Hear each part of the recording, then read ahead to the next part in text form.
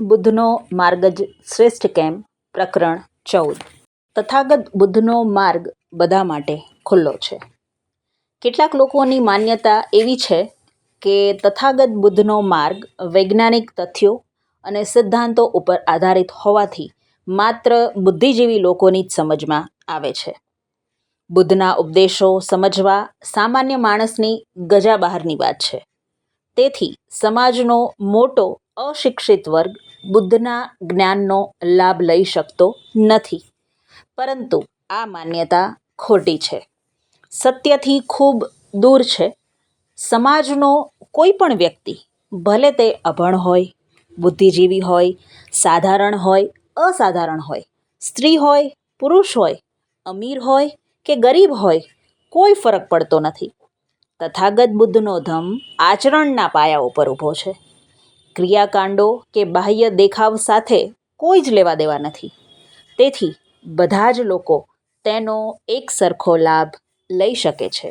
જ્યારે કોઈ વ્યક્તિ બુદ્ધ બને, શુદ્ધ બને, જીવન મુક્ત બને, ત્યારે તેઓ કરુણાના મહાસાગર સમાન અસીમ બની જાય છે.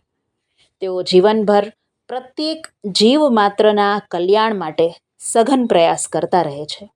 આ માટે બુદ્ધના જીવનકાળ દરમિયાન બનેલી 2 ઘટનાઓ વાચકોના લાભાર્થે રજૂ કરું છું. બૌદ્ધ સાહિત્યમાં પ્રસિદ્ધ ગાથાના રૂપે આ ઘટનાઓ ખૂબ જ લોકપ્રિય બનેલી છે. પ્રથમ ઘટના. તથાગત બુદ્ધ એક દિવસ એક ગામની બહાર ધમ્મ ઉપદેશ આપતા હતા.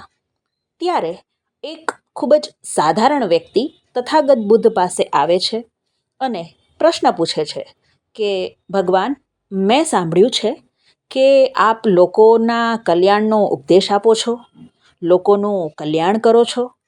મારે પણ મારું કલ્યાણ કરવું છે, પણ મારી એક સમસ્યા છે કે હું અભણ છું, અજ્ઞાની છું. આપ જે વાત કરો છો તે તો બુદ્ધિશાળી લોકો જ સમજી શકે તેમ છે. તમે ઉપદેશમાં જે શબ્દોનો ઉપયોગ કરો છો તે મારી સમજમાં આવી શકે તેમ નથી. સામાન્ય શબ્દોથી, થોડા શબ્દોથી જો સમજાવી શકાય તો હું સમજી શકું. બાકી લાંબી લાંબી વાતો કે ઉપદેશો હું સમજી શકતો નથી અને મને યાદ પણ રહી શકે તેમ નથી. તો મારે શું કરવું?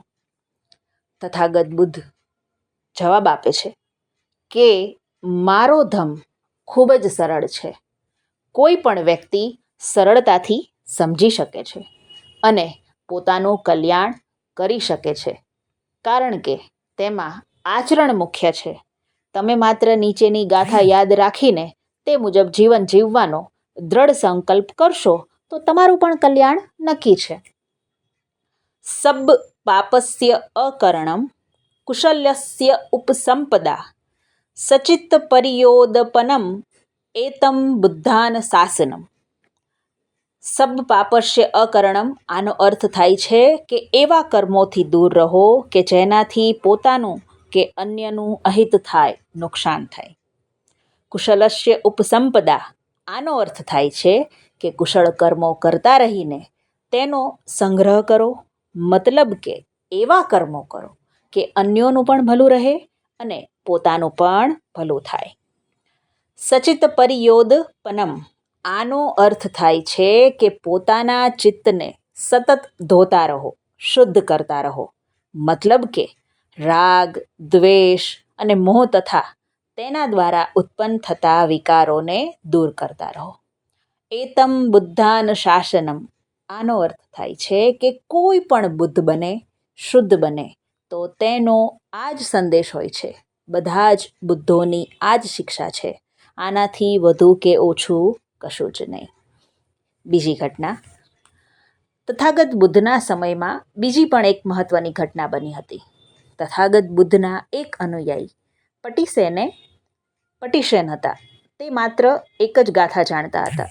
બુદ્ધના બીજા કોઈ ઉપદેશો કે ગાથાઓ તેઓ જાણતા ન હતા.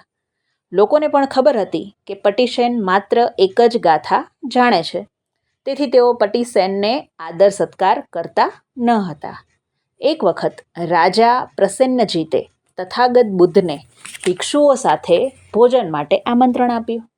રાજાઓ, મંત્રીઓ તથા અન્ય લોકોની ઉપસ્થિતિમાં તથાગત બુદ્ધે કહ્યું કે ભિક્ષુ પટીસેને હમણાં જ બોધિ જ્ઞાન પ્રાપ્ત કર્યું છે. લોકોને ખૂબ જ આશ્ચર્ય થયું. રાજા પ્રસન્નજીતે આશ્ચર્ય સાથે તથાગત બુદ્ધને પ્રશ્ન કર્યો કે મેં સાંભળ્યું છે કે ભિક્ષુ પટીસેનની કોઈ યોગ્યતા નથી. તે તો માત્ર એક જ ગાથા જાણે છે. તો પછી તેને બોધિ જ્ઞાન કેવી રીતે પ્રાપ્ત થયું? તથાગત બુદ્ધ રાજાને જવાબ આપે છે કે જ્ઞાન કરતાં શીલ વધારે મહત્વનું છે. ઘણા લોકો પાસે બહુ બધું જ્ઞાન હોય પણ તે પ્રમાણે આચરણ ના કરે તો ગમે તેટલું જ્ઞાન હોય તો પણ તે વ્યર્થ જવાનું છે. ભલે કોઈ વ્યક્તિ હજારો ગાથાઓનું પઠન કરે પણ તેનો અર્થ ના સમજે અને તે પ્રમાણે આચરણ ન કરે તો તેનું પઠન એક ગાથાના વાંચન બરાબર પણ નથી.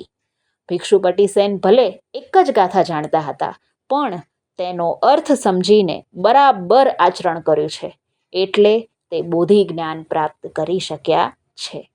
આમ માત્ર જ્ઞાની નહીં પણ આચરણશીલ લોકો સહેલાઈથી નિર્વાણ પ્રાપ્ત કરી શકે છે.